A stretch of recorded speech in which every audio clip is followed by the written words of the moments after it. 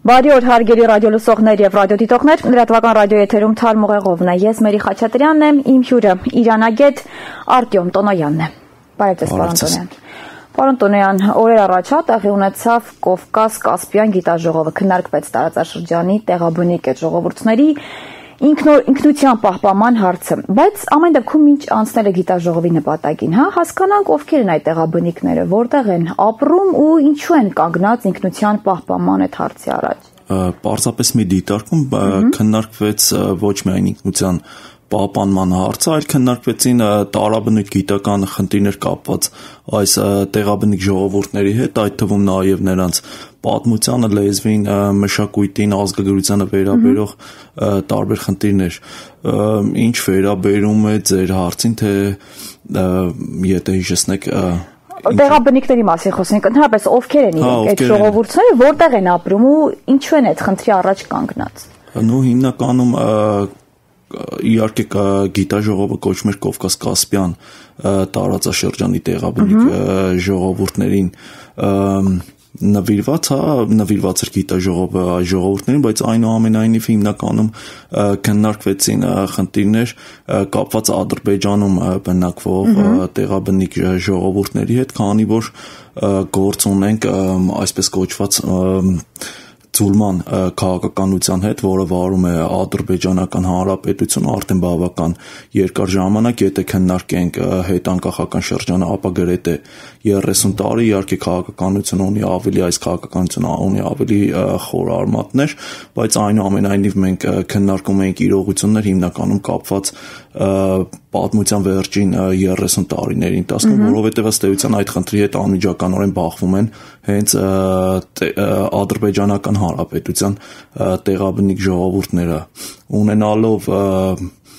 ունենալով ադրբեջանական ինքնության կամ այսպես կոչված ադրբեջանցի էթնոսի ձևավորման խնդիր եւ վարելով նմանատիպ քաղաքականություն, ստացվում է այնպես, որ այդ քաղաքականության անմիջական զոհերն են դառնում հենց այս տեղաբնիկ ժողովուրդները։ Որ ժողովուրդների մասն է խոսքը, կան այնտեղ ինչ որ իհարկե ամեն դեպքում հայտնի է թալիշներ, լեզգիները, ավելի շատ նրանց մասն է խոսում, կոնկրետ այլ ինչ ժողովուրդներ կան։ Եթե փորձենք լեզվական բաժանում կատարել, այսինքն փորձենք դասակարգել այս ժողովուրդներին ըստ այն լեզուների, որոնցով նրանք խոսում են, ապա ստացվում են իրանախոս ժողովուրդներ, այդ թվում թալիշներ, կովկասյան պարսիկներ կամ թաթեր, քրդեր եւ կովկասալեզու ժողովուրդներ, այստեղ լեզգիներ, ծախուրներ, ավարներ, այսպես կոչված կովկասյան խմբի մեջ Շահադաղյան, ճյուղի ժողովուրդներ, խինալուղներ, բուդուխներ եւ այլն։ Այսինքն քանի տոկոսը կարող են կազմել այս դեպքում Ադրբեջանի բնակչության։ Եթե հավատանք պաշտոնական վիճակագրությանը Ադրբեջանական Հանրապետության կողմից ներկայացվող, այսինքն օրինակ ես ներկայացնեմ 2009 թվականի մարտահամարի տվյալները, ապա այս ժողովուրդները կազմում են մոտավորապես բնակչության 8%-ը, ինչը իրականում կեղծված է եւ խոսքը գնում է առնվազն այստեղ մոտ 30%-ի մասին։ Ադրբեջանական Հանրապետությունը եւ այսօր իշխող վարչակարգը հայտնի է իր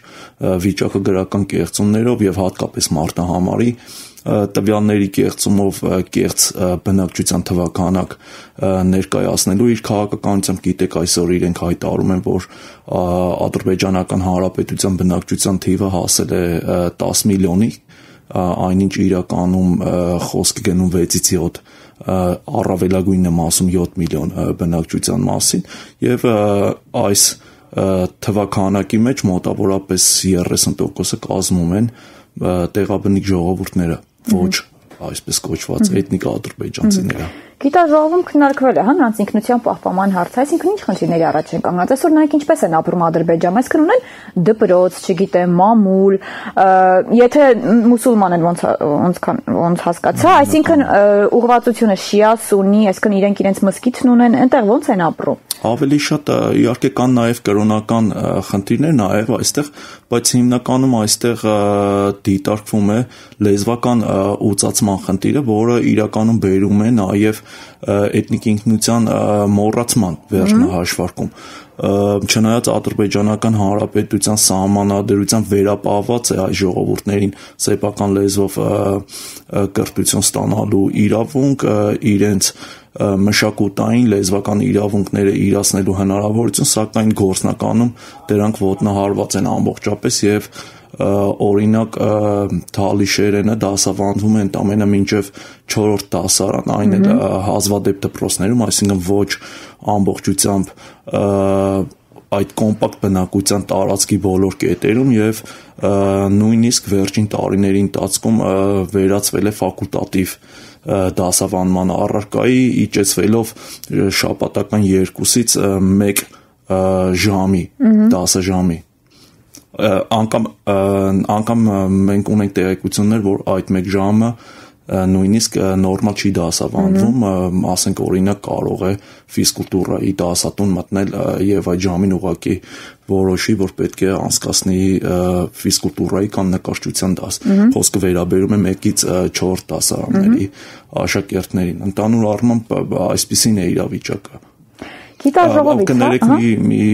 հավելում էլ անգամ չունեն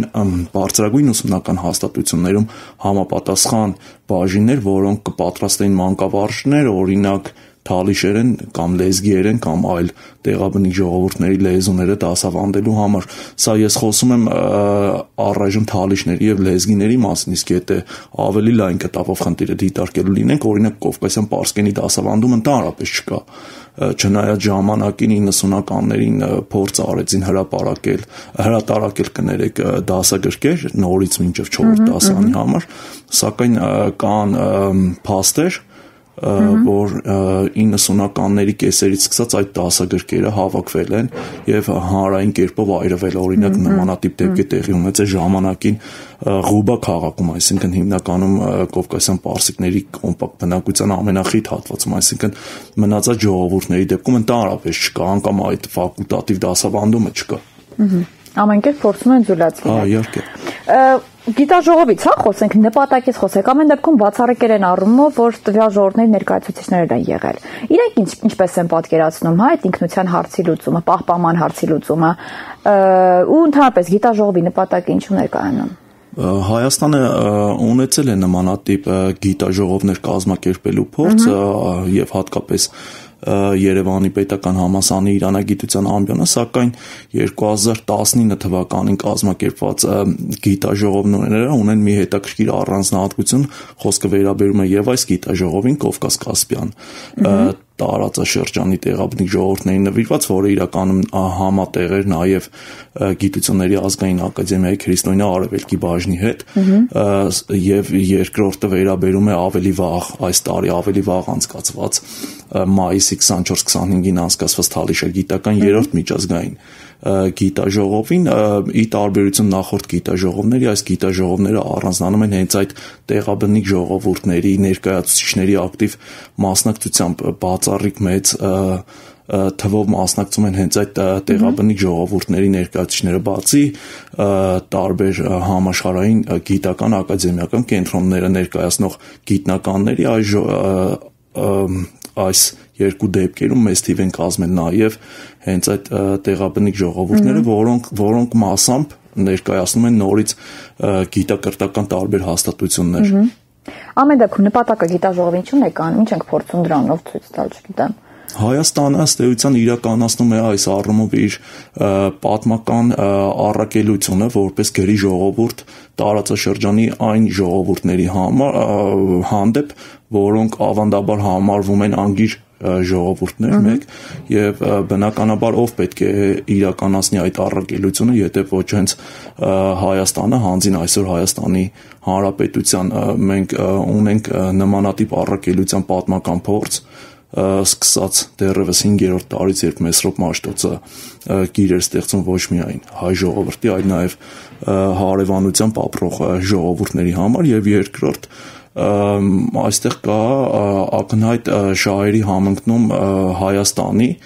ռազմավարական շահերի համընկնում այս ժողովուրդների շահերի հետ։ Ի վերջո մի կարևոր փոփոխություն է տեղի ունեցել, հատկապես եթե խոսում ենք թալիշների մասին, նրանց ինքնագիտակցության մեջ, կապված այն հարցի հետ, որ ի վերջո եթե ցանկանում են շարունակել ապահովել իրենց շարունակականությունը պատմական քառուղիներում, ապա պետք է ակտիվ համագործակցեն եւ փնտրեն դաշնակիցներ, փնտրեն ելքի ուղիներ եւ Հայաստանը այն բացառիկ կղզյակն է, այն բացառիկ երկիրն է, որը տալիս է նման հնարավորություն պայքարելու այդ ճակատում տեղաբնիկ ժողովուրդներին, այդ թվում նաև թալիշներին։ Բայց սա ավելի շատ միտք է, հա, բայց գործնականում հնարավոր է սա կիրառել։ Միանշանակ հենց այս գիտաժողովները ցույց են տալիս, որ հայաստանյան գիտական կենտրոններում արկա գիտական ներուժը եւ այդ գիտական ներուժի ստեղծած տեսական արդյունքը հնարավոր է բերել նաեւ կիրառական դաշտ, հնարավոր է բերել նաեւ կիրառական դաշտ եւ մենք դա տեսնում ենք այս գիտաժողովների ընթացքում եւ եթե հետևենք ադրբեջանական արձագանքներին, ապա ակնհայտ կդառնա թե ինչպիսի հսկայական քարոզչական հարվածներ են հասցնում այս համատեքստում այդ երկրին։ Ընդամենը պետք է թերթել վերջին 1 շաբաթվա կամ 10 օրվա ադրբեջանական մամուլը, հետևել լրատվական կայքերում տեղ գտնող հրապարակումներին եւ հասկանալ թե ինչպիսի քարոզչական ապտակներ են հասցվում այդ երկրին այս համատեքստում։ Ամեն դեպքում Ադրբեջանի այս արձագանքը, ջղաձգված արձագանքը ցույց տալիս է, որ այս խնդիրը իրենց մոտ շատ լուրջ է ու վտանգավոր փոքրամասնությունների։ Ադրբեջանը փաստացիորեն հայտնվել է պատային իրավիճակում, եթե փորձենք շախմատային եզրաբանությամբ գնահատել իրավիճակը, որովհետև մի կողմից եթե այս երկիրը գնա տեղաբնիկ ժողովուրդների հանդեպ վարվող քաղաքականությունում փոփոխությունների կամ այլ եզրաբանությամբ բարեփոխումների ճանապարհով եւ թույլ տա այս ժողովուրդներին իրացնել իրենց ունեցած իրավունքները, ես չեմ խոսում միջազգային կոնվենցիաների մասին, որոնց միացել է Ադրբեջանը, մասամբ վավերացրել խորհրդարանում, մասամբ ոչ, այլ հենց ադրբեջանական սահմանադրությամբ նախատեսված իրավունքները թույլ տա իրացնել այս ժողովուրդներին, ապա սա ստացվում է մոտավորապես 80 տարվա ձուլման քաղաքականության կասեցում եւ վերջնարդյունքում կասկածի տակ դնել այսպես կոչված ադրբեջանցի էթնոսի ձևավորման եւ ավարտին հասցնելու գործընթացը, ինչը ամենևին չի բխում ադրբեջանական հանրապետության շահերից, մյուս կողմից եթե շարունակում է իր բռնաճնշումների քաղաքականությունը այսօրվա 21-րդ տարում բաց հասարակության համացանցային հաղորդակցության այսպիսի հնարավորություններով աշխարհում, ապա նշանակում է ունենալ երկրի ներսում թշնամիների մեծ բանակ, որոնք միաժամանակ դառնում են, այսինքն այդ ճանապարհին են դառնում են դաշնակիցներ հարևանությամբ գտնվող Հայաստանի Հանրապետության եւ Արցախի Հանրապետության համար։ Ի վերջո այս ժողովուրդները հանձին հայերի տեսել են այդ օրինակը պայքարի եւ պայքարով անկախության հասնելու, այրամբ անկախության հասնելու եւ հենց իրենք հայտարարում են, որ դա բացառիկ ընդօրինակելի նմուշ է հենց նաեւ իրենց համար, որ պայքարով պետք է հասնել իրավունքների իրացման։ Դուք այստեղ խոսում եք դաշնակցային հարաբերությունների մասին, բայց քաղաքագետների կողմից կա այս կարծիքը, որ շատ ժամանակ Ալիևը հենց Արցախի ստատուս քվոն օգտագործում է երկրի փոքրամասնություններից խնդիրը ամեն դեպքում զսպելու, ամեն դեպքում, չգիտեմ, պահելու համար, մտածելով, որ նայեք, եթե դուք այս խնդիրը բարձրացնեք, պատերազմը կսկսի ու շարունակությունը արդեն փորձելով զսպել այդ վիճակը։ Կա նման բան։ Ամենևին հարմար օրինակ։ Այսինքն դուք դաշնակցային այդ օրինակն եք բերում, բայց այսպես որ նայենք Ալիևը միշտ ամեն դեպքում փորձել է այդ խնդիրը բարձրացնել։ Որովհետև դուք ներսի խնդիրը բարձրացնեք, կսկսվի պատերազմ, արդեն դրսի թշնամին Հայաստանը դեպքում։ Խնդիրը նման է երկսայր դաշույնի, որովհետև մեդալի հակառակ կողմում, եթե հետևեք ներթալիշական խոսույթին, ապա բազմաթիվ են հայտարարությունները, որ դուք խոստանում եք ամենաբարձր աշխարհում նախադեպը չունեցող ինքնավարություն Արցախի Հանրապետությանը եթե մտնի Ադրբեջանի կազմի մեջ, այն պարագայում, երբ մենք հիմա ցանկանում ենք ինքնավարություն, ոչ ձեր նշած համաշխարհային նախադեպ չունեցող, այլ պարզապես ինքնավարություն, որը թույլ կտա մեզ իրացնել մեր իրավունքները, սակայն դուք դա չեք պատրաստվում տրամադրել մեզ։ Եվ այստեղ բերվում է ոչ միայն Արցախի օրինակը, այլ բերվում է Նախիջևանի ինքնավար հանրապետության օրինակը, որը էթնիկապես ըստ էության նույնը լինելով ցամաքային Ադրբեջանի դիտխոսակի ժողովրդի հետ, եթե այսպես անվանենք էթնիկ ադրբեջանցիներին, ապա ունի ինքնավարություն, իսկ մենք նմանատիպ ինքնավարության պայքարում ըստ էության չեք ընդառաջում որևէ առումով մեզ։ Այսինքն խնդիրը իսկ ժողովուրդները ոնց են մեզ վերաբերում, ինչպես են մեր հանդեպ տրամադրված մեր ու արցախահայության այս դեպքում։ Ես կարող եմ խոսել հայկական այդ քաղաքականության տրվում են իրականում, թե ամեն դեպքում որոշակի դիտարկումներ, որոնք ճիշտ չի լինի տարածել բոլոր տեղաբնիկ ժողովուրդների առումով, բայց առնվազն թալիշների առումով կարող եմ վստահաբար ասել, անգամ կարող եք ինքներդ հետևել խոսույթին ներթալիշական համացանցում, եթե լինի նմանատիպ ցանկություն, ապա կտեսնեք, որ հսկայական շրջադարձային փոփոխություն կա այ ժողովրդի մոտ կապված Հայաստանի եւ հայ ժողովրդի հանդեպ վերաբերմունքի նախկինում Ադրբեջանի հանդեպ խիստ թշնամական վերաբերմունքը այսօր նաև փոխակերպվում է խիստ բարեկամական, դրական, վատագույն դեպքում չեզոք վերաբերմունքի հանդեպ հայերի եւ այդ շրջադարձային փոփոխությունը անգամ անզեն աչքը կտեսնի շատ արագ եթե հետևի այդ խոսույթին դուք կարող եք անգամ համեմատել նախին գիտաժողովներին Հայաստան ժամանած թալիշների հանդեպ թալիշական արձագանքների նախկինում, այսինքն իհարկե թվով ավելի քիչ մարտիկ, բայց թե ինչպես էր արձագանքում եւ անգամ մասնակցելու ցանկություն հայտնածների դինամիկային եթե հետևեք, այսինքն փորձը ցույց է տալիս, որ սկսում են ել ավելի մեծ թվականակով մասնակցել հայաստանյան գիտաժողովներին, խոսել շատ ավելի անկաշկանդ եւ ընդ որում չարժանանալ քննադատության հենց թալիշների շրջանում նախկինում ինչպիսին էր ադրբեջանական հանրապետության այսպես կոչված վարչակարգի մոտեցումը այս խնդրում նախ որպես կանոն ադրբեջանական իշխանական մամուլը լռում էր եւ հրապարակ էին հանում հենց թալիշներին, այսինքն ձեր ներկայացուցիչներն են գնացել Հայաստան, ինքներդ պետք է քննադատեք եւ հետո նոր միայն այսպես կոչված երկրորդ փուլում սկսում էին գործի դնել հենց իրենց լրատվամիջոցները, իրենց հրապարակախոսներին։ Այս անգամ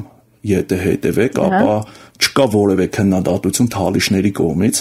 ադրբեջանաբնակ թալիշների մասին եմ խոսում, այսինքն որոնք գտնվում են այսպես կոչված խիստ ճնշման տակ եւ որոնք տարբեր առումներով որոշակի պաշտոններ են զբաղեցնում եւ որոնց հեշտ է այս առումով դուրս բերել իրենց հայրենակիցների դեմ, բայց տեսնում ենք, որ անգամ այդ բռնաճնշումների պարագայում մարդիկ հրաժարվում են քննադատել իրենց հայրենակիցներին, հասկանալով, որ ըստ էության կատարում են հսկայական պատմական դերակատարում այս առումով իրենց ժողովրդի լեզվի, մշակույթի ինքնության պահպանման հարցում եւ ի վերջո ազգային իղձի ձևակերպման ու իրացման ճանապարհին։ Շատ է խոսում, ամեն դեպքում վերջին ժամանակներս նույն միշտ է խոսվել հնարավոր պատերազմի մասին Հայաստան-Ադրբեջան։ Ինչ է կարծում, հնարավոր պատերազմի դեպքում նրանք պատրաստ են կռվել մի երկրի համար, որ ամեն դեպքում իրենց ճնշումների է ենթարկում, ու 90-ականներին ինչպես է եղել այս դեպքում։ Խոսույթի յուրահատկություններից մեկը տեղաբնիկ ժողովուրդների մոտ արկա, նորից ես կարող եմ բերել թալիշական օրինակը, անգամ կովկասյան պարսիկների դեպքում այս օրինակը հստակ կգործի, այդ խոսույթում գերակա շեշտադրումները ձևավորվում են այն առանցքի շուրջ, որ եթե պետք է երբևէ որևէ թալիշ կամ կովկասյան պարսիկ իրենց եզրաբանությամբ նահատակվի, ապա դա չպետք է լինի Արցախյան ճակատում, այլ պետք է լինի ազգային իղձերի իրացման ճանապարհին, սեփական լեզվի, սեփական պատմության, սեփական կրոնի ու մշակույթի պահպանման համար հանուն այդ արժեքների եւ ոչ թե Բաքվի վարչակարգի արկածախնդրության համար, այսինքն խոսույթում նմանատիպ փոփոխություն այսօր տեսանելի է տեղաբնիկ ժողովուրդների ներքին խոսույթում։ Եվ անգամ Հայաստանում նմանատիպ շեշտադրումներ եղան հենց թալիշների կողմից, որ Ադրբեջանական հանրապետությունը տևական ժամանակ իրականացնում է մի քաղաքականություն, որը մոտավորապես այսպիսի տեսք ունի առաջնագիծ ուղարկե տեղաբնիկ ժողովուրդների ներկայացուցիչներին եւ կոտորել այնտեղ հենց տեղաբնիկ ժողովուրդների ներկայացուցիչներին, ընդ որում ոչ միայն ռազմական գործողությունների սադրման ու հրահրման ճանապարհով, այլ հենց առանց դրա, այսինքն ներքին կարգով, հենց բանակի ներսում։ Ադրբեջան ամեն դեպքում ավանդույթ է դարձրել միջազգային հարթակներում ներկայացնել Հայաստանը որպես ագրեսոր։ Հիմա նման գիտաժողովները կարող է Ադրբեջանը ներկայացնել որպես ագրեսիվ քայլ կամ չգիտեմ միջամտություն իր ներքին գործերին նման մեղադրանքներ հնչեցնել, ինչ է կարծում։ Իսկ ինչ կա ագրեսիայի այստեղ եթե մենք նայենք շահերի համընկման մյուս կողմը, անդին այդ շահերի համընկնումից, ապա Հայաստանի առաքելությունը այս առումով մարտահրավերական է եւ խաղաղասիրական։ Հայաստանը խրախուսում է այդ ժողովուրդների լեզվի, մշակույթի պահպանմանը, միտե կա ավելի մեծ առաքելություն մշակութային եւ խաղաղասիրական առումով, քան այն առաքելությունը, որ իրականացնում է Հայաստանը։ Ամեն դեպքում քաղաքականության մասն է խոսքը, եթե որպեսզի պաշտպանես քո մշակույթը, քո լեզուն, պետք է արդեն առանձին որպես պետական միավոր լինես։ Հենց ասում եք այն ինչի մասին խոսում է, այսինքն ինքնավարության պահանջը, առնվազն այստեղ ինքնավարության իհարկե տարբեր թևեր կան, ամբողջությամբ անկախականներ, ինքնավարություն պահանջողներ եւ այլն, բայց ամեն դեպքում այո, պետք է որոշակի միավորի ձևակերպում, որը թույլ կտա իրացնել այդ իրավունքները, եթե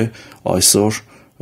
այդպիսին է թելադրում Բաքվի վարչակարգը, այսինքն չի պատրաստվում այն միավորի շրջանակներում, որը կա այսօր ադրբեջանական հանրապետություն կոչվածը թույլ տալ այդ մարդկանց, այդ ժողովուրդներին իրացնել իրենց իրավունքները։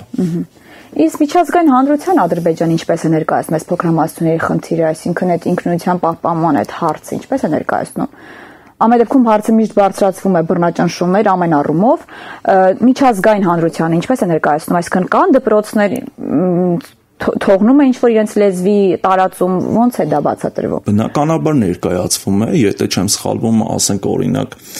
պարբերաբար նշում են, որ Ադրբեջանում կա, եթե չեմ սխալվում, 225 թալիշական դպրոց, այսինքն դպրոցներ, որտեղ դասավանդվում է թալիշերեն, ավելին ասեմ, Ադրբեջանը 2000, եթե չսխալվեմ հիմա, 16 թվականից հենց 16-ին հռչակեց